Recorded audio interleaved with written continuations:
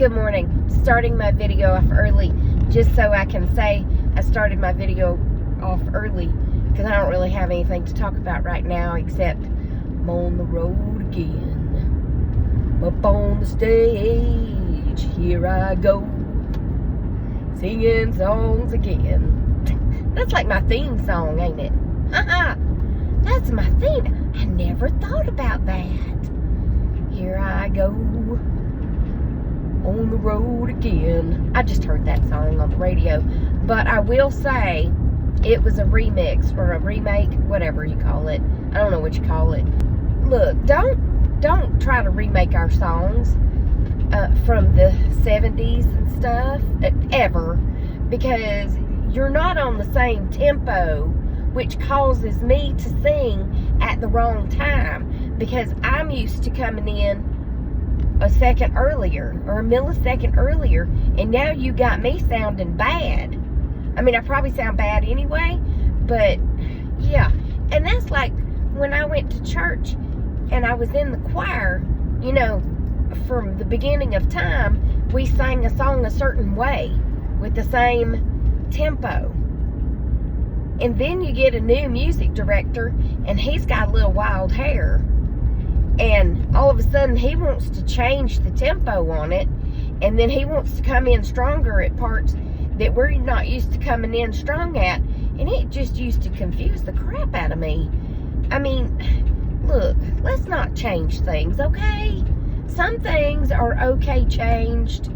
But songs that I have known my whole life, but don't change them, because it just really messes with my mind. That was a Maserati. Speaking of church, I had a pastor. He was an associate pastor who was a pastor in the United States Navy. And he told a story one morning at church. He drove a Maserati.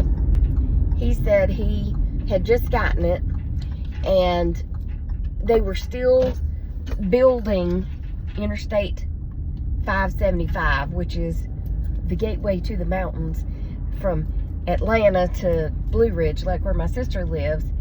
And it was not a lot of cars were on it, okay? So he decided, it was around midnight and he was coming home from something, and he decided he would just open up that Maserati to see what it would do, because there was absolutely no traffic on the road. And if y'all could see this man, he wasn't much taller than me, and he was just as trim as probably the day he graduated from Navy school, whatever you call that, boot camp. And he wore that little white uniform with all his badges on it. He was so handsome, little bitty feller. He said, I opened that Maserati up, and he said, I'm here to tell you that thing will go. And he said, I was flying down the road, and all of a sudden I see these blue lights. He said, they's way back. And he said, I thought, well, his name was Norval. Well, Norval, you got two choices. You can either kick it and get away from him, or you can slow down and get a ticket. He said, what do y'all think I did? I kicked it. He said, I got away from him. He said, them blue lights was just a distant memory to me. A distant memory? I don't know.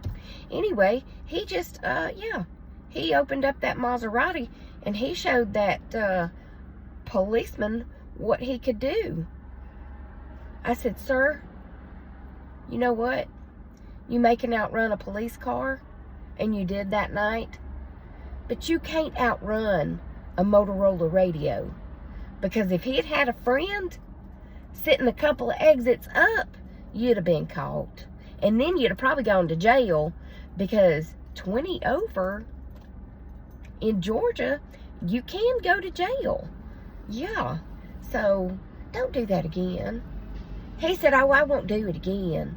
But it sure was fun. You can't outrun a Motorola radio, okay? Just remember that. I don't know why people think they can outrun the police, because those police cars may look heavy and clunky, but they are upgraded, okay? And they can fly. Trust me, I've been in them. They can go really fast. Fast and fast. Anyway, I got to go to work. So, we're having our meeting at 8:30 this morning. So, I need to get in and get everything set up and ready to go. So, I'll be back later, okay? Good afternoon.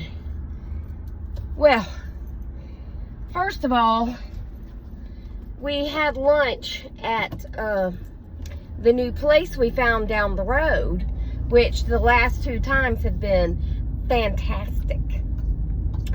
This time, however, we ordered, what did we order?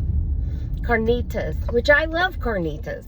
It's a pulled pork with some tortillas and some, you know, onions and tomatoes and lettuce and rice and beans and all the things, right? Well, first of all, I've only ever had it with shredded pork. Okay, now Lisa said she's had it this way before. I have only had shredded. So we get it, and it's chunks, like big cubes of pork, which is fine. I mean, I wasn't mad about that. When I opened it and looked at it, first of all, there was cheese all over the rice and beans. Beans and Franks. If you've seen something about Mary, there was cheese all over the rice and beans.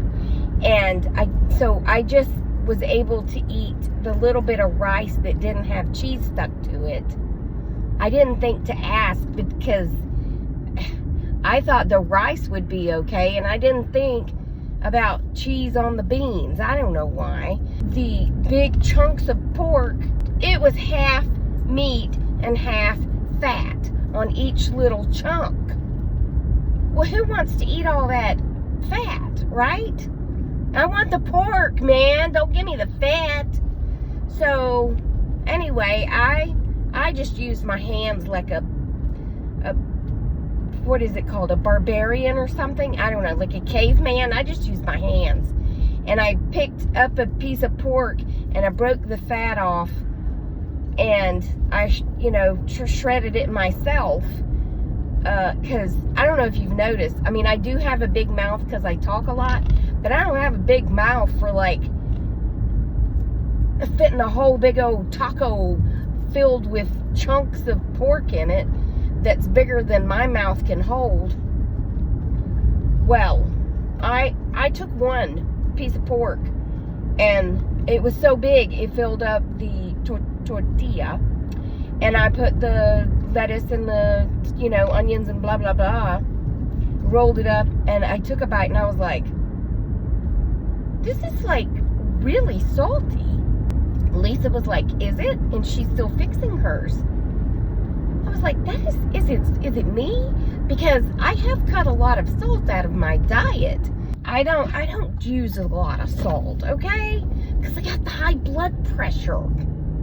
Well, Lisa takes a bite, and I'm working on my second bite, and she goes, ooh, that is salty. Well, you know, we're hungry, so I ate one cube of pork on one tortilla. And then the second tortilla, I just put the little bit of rice that I could scrape off that didn't have cheese, and the lettuce and tomato and onion and some salsa. I was trying to eat that. It wasn't very good. Anyway, so Lisa pretended to be me, and she called and complained about the salt level on our carnitas, and they offered us a $35 gift card to eat there again. And Lisa was like, hey, we're not against eating there again, but you're gonna kill somebody with this salt, you know what I'm saying? Well, anyway, then we're just like guzzling water because it was so salty, right? So I go into the kitchen and get me a bottle of water, and I open it, and I'm just like downing this water, and I pulled the bottle back off my lip, and I was like, there was something salty, like crusted around the lid, and it was sealed. So I'm like, what the heck was that? So then I'm like spitting all that out and had to pour that water out because you could see something white and crusty that tasted like salt. around the lid of the bottle. So anyway, somebody's trying to decease me with the salt. Yeah. And then, don't ever think that you could come to my house and be nosy or break in or anything, because the police have been all over my house today. And I don't mean the official law enforcement police. I mean Miss Joan and Miss Tommy. So I get a text from Joan, and it's a picture of a car in my driveway, and the trunk is up, and it's an old black car. And I was like, okay, that's Tommy, you know. I said, that's just Tommy. You know, I guess since he's not cutting grass, he didn't need his lawnmower. Maybe his van's in the whatever. Well, then she sends me a text. I think she sent the text at the same time, but it didn't come through at the same time. It came through several hours later, and she said something about, did you know there was a black car in your driveway with its trunk up? And I said, yeah, it's Tommy. And she wrote back, yes. And I'm like, what? Why are you texting me if you know it's Tommy? Like, you know what I'm saying? Because Tommy cuts her grass too. Anyway, I was fine with it, but I was just like, I was confused. And then I thought, well, maybe her text didn't come through about the black car in my driveway until after I said it was Tommy. I don't know. But anyway, and then Miss Tommy calls me. Did you know there's a black car in your driveway with the trunk up? Thank y'all for not calling the police on my poor yard guy, Tommy, because he's in the driveway with the black car with the trunk up.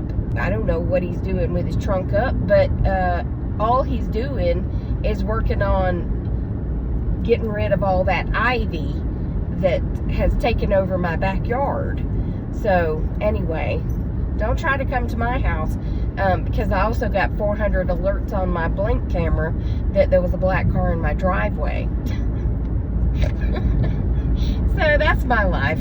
I'm salty, I'm thirsty from all the salt that I consumed in one piece of pork, and there was a black car in my driveway. But it's the end of the workday, and I'm on my way home, as you can clearly see. Yeah, can't wait to get there and get out of this, because it's 67 degrees, and I don't really need long sleeves right now, but I did this morning because it was like 52 and a little bit chilly this morning. So it's that time of year that you don't know what to wear. So anyway, I hope you enjoyed this video. I hope you had a great day. Remember, I love you. Jesus loves you. I hope he's coming back soon, because people be crazy, and I need water. I had too much salt today, and I'll talk to you on the next one, okay? Bye. Love you, mean it.